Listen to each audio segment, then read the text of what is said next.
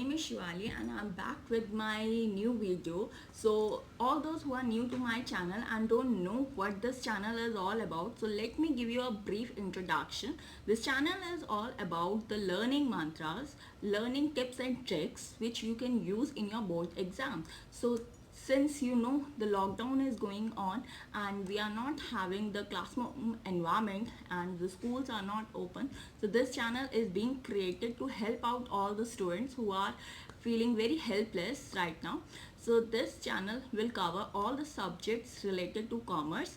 So we have already started the new series business studies class 12th.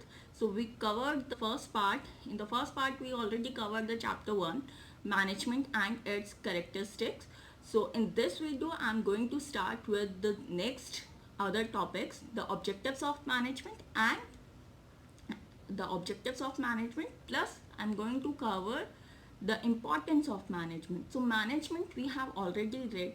The management is all about getting things done by others in the organization to achieve organizational goals effectively and efficiently. Now what is efficiency? We have already read in the previous part. So all those who are new to this channel and haven't watched the first video, so go to the first part and do visit that, so that you will be able to understand the basic concepts of management, and then move to this video so that you are able to get the brief intro what is management is all about. So let's start with the very first topic of today's, that is objectives of management. So basically management is having three objectives.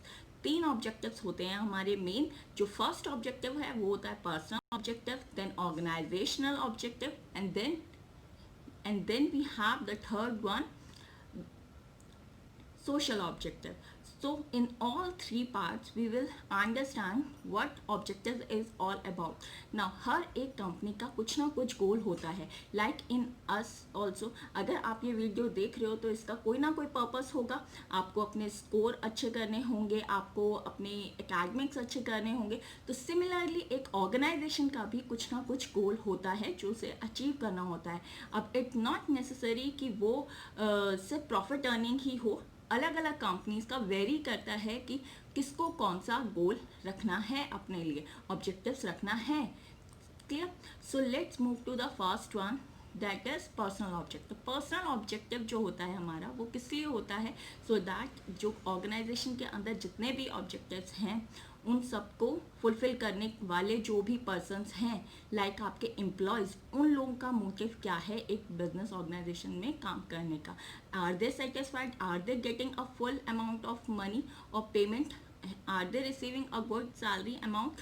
तो अगर उनको अच्छे से मिल रहा है, उनका गोल जो उनके पर्सनल खुद के गोल्स हैं वो अचीव हो पा रहे हैं उस ऑर्गेनाइजेशन के अंदर काम करके, ठीक, तो वो क्या होगा आपका personal objective. If I am satisfied in a company, जिसमें क्या हो रहा है, मुझे प्रॉपर जो भी मैं फिनेंशियल नीड्स हैं, चाहे मेरी पर्सनल हो, चाहे मेरी डेजिग्नेशन नीड्स हो, जितनी भी नीड्स हैं अगर वो फुलफिल हो रही हैं तो वो किस में आएंगी? पर्सनल ऑब्जेक्टिव्स में आएगी. तो हमें मैनेजमेंट के अंदर क्या करना होता है, जितने भी एम्प्लॉयज़ हैं उनका गोल किसके साथ कोलैबोरेट करना है, with employees goal, so that वो अपने कंपनी के अंदर लॉन्ग टर्म के लिए सर्वाइव कर सकें. So next is organisational goal. Organisational goals क्या होते हैं? बेसिक हमारे जो तीन गोल्स होते हैं ऑर्गेनाइजेशन के अंदर, वो होता है सबसे पहला आपका सर्वाइवल. आपने कंपनी खड़ी कर दी तो सबसे पहला आपका काम क्या है? सर्वाइव आप कैसे करोगे अपनी कंपनी के लेकर. मार्केट में आप कितने टाइम तक सस्टेन कर सकते हो, कितने टाइम तक रह सकते हो. तो प्राइमरी हर बिजनेस का यही ऑब्जेक्टिव होता है कि वो लॉन्ग टर्म के लिए सर्वाइव कर पाए. अब वो कैसे सर्वाइव करवाएगा? Obviously if they will earn good money. So second आपका क्या हो गया? Profit earning.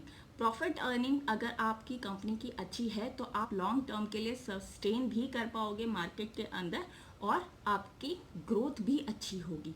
तो थर्ड आपका हो गया ग्रोथ. तो तीन हमने ऑब्जेक्टिव्स पढ़े किसके? ऑर्गेनाइजेशन के. फर्स्ट आपका था क्या? Survival, then you have the profit earning and third you have the growth. So all these three are making organisational objective. अब दो हमने पढ़ लिए. पहला आपने क्या पढ़ा? पर्सनल ऑब्जेक्टिव्स क्या होते हैं मैनेजमेंट के. सेकंड हमने पढ़ लिया कि ऑर्गेनाइजेशनल गोल्स क्या होते हैं, ऑब्जेक्टिव्स क्या होते हैं एक ऑर्गेनाइजेशन के। थर्ड हमने क्या पढ़ना है, थर्ड हमारा है सोशल ऑब्जेक्टिव। अब हर एक कंपनी जैसे ही ओपन होती है तो वो कुछ ना कुछ क्या करती है, सोसाइटी के लिए भी करती है। अगर वो वहाँ पे खुली है, लाइक एक फैक्ट्री मैंने ओपन करी किसी प्लेस पे, अगर मैंने वहाँ पे ओपन करी तो क्या हुआ, वहाँ के जितने भी लोग थे उनको एक न्यू जॉब अपॉर्चुनिटी मिली। तो इनडायरेक्टली मैंने क्या किया, उस एनवायरनमेंट को, उस जगह को क्या करा, थोड़ा सा अच्छा कर दिया, इन्हांस कर दिया। तो वो क्या हो गया, हमारा हमारा सोशल ऑब्जेक्टिव में ही आ गया। प्लस हमें जब भी कोई भी प्रोडक्ट हमारी कंपनी बनाएगी वो कैसी होनी चाहिए, एकदम उसकी क्वालिटी बेस्ट होनी चाहिए। अगर वो क्वालिटी बेस्ट नहीं है तो what will happen, the company will not survive in the market, market में रहेगी भी नहीं। और क्या होगा, कस्टमर्स या फिर जितने भी उसके क्लाइंट्स हैं वो दूसरे कॉम्पिटिटर्स के पास जाने लगेंगे। So these are the 3 main objectives of management. I hope सबको ये चीज़ क्लियर हो चुकी होगी। So let's move to the next one. So importance of management. अब मैनेजमेंट के इम्पॉर्टेंस क्या हैं। So the next one is importance of management. Importance अब क्या क्या है मैनेजमेंट की, सबसे पहले तो ये एफिशिएंसी को बहुत ज़्यादा प्रमोट करता है। मैनेजमेंट होने से क्या होता है, आपकी एफिशिएंसी बहुत ज़्यादा बढ़ जाती है। एफिशिएंसी बढ़ने का मतलब क्या है, आप मिनिमम रिसोर्सेज को यूज़ करके अपना प्रॉफिट ज़्यादा मैक्सिमाइज करते हो। ठीक, तो मैनेजमेंट अगर कोई ऑर्गेनाइजेशन कर रही है, अच्छे से कर रही है, तो क्या होगा, मैनेजमेंट अपना एफिशिएंसी से काम कर रही है। सेकंड जो है, ऑर्गेनाइजेशन गोल्स अचीव करने में इम्पॉर्टेंट बहुत होती है मैनेजमेंट की।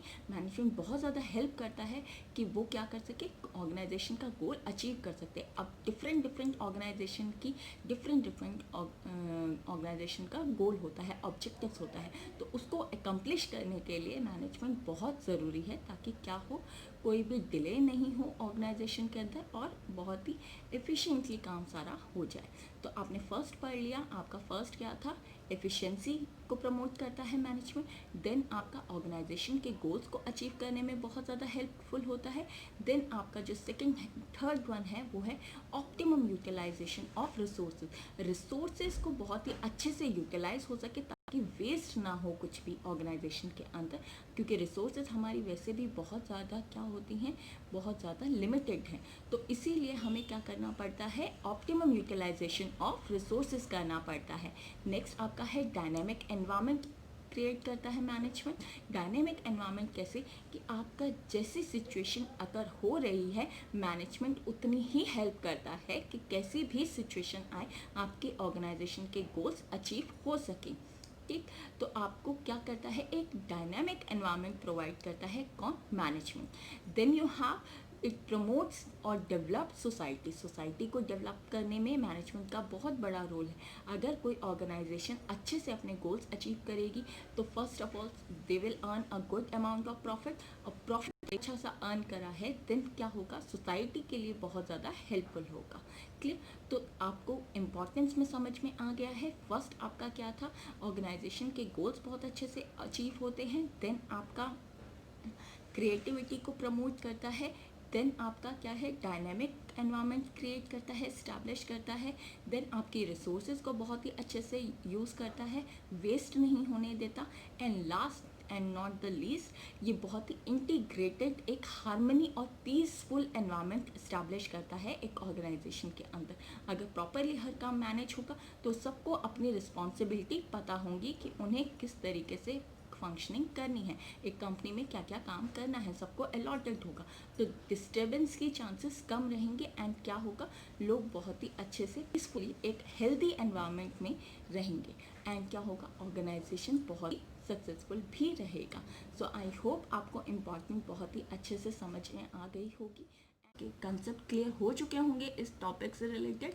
And if you want me to make such more videos, so do let me know in the comment section।